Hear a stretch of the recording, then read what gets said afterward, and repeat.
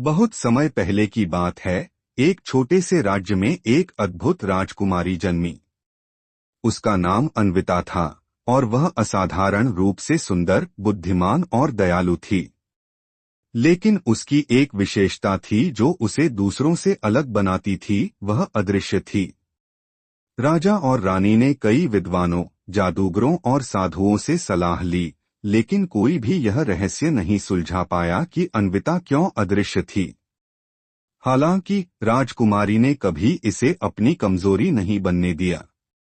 उसने सुनने और समझने की शक्ति विकसित की और राज्य की हर समस्या को चुपचाप सुनकर अपने माता पिता को समाधान सुझाने लगी।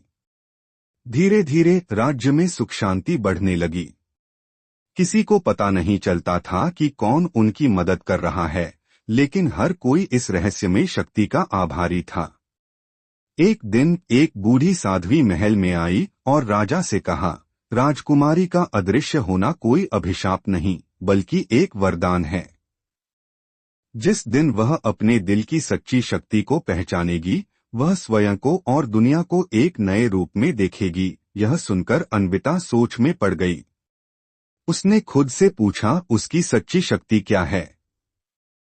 समय बीतता गया और एक दिन राज्य पर एक बड़ा संकट आया।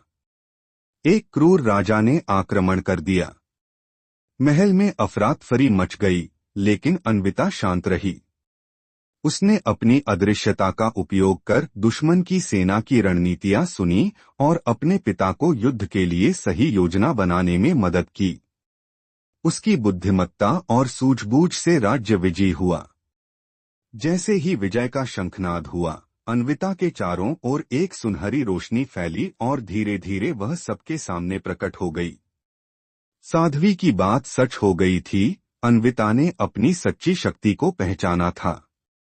वह समझ गई थी कि उसकी बुद्धिमत्ता, दयालुता और साहस ही उसकी असली पहचान थी, और जब उसने खुद पर विश्वास किया, तो अदृश्यता का जादू टूट गया। राज्य में उत्सव मनाया गया और अन्विता को प्रकाश की राजकुमारी कहा जाने लगा। उसने अपनी शक्ति का उपयोग लोगों की भलाई के लिए जारी रखा और एक महान शासक बनी।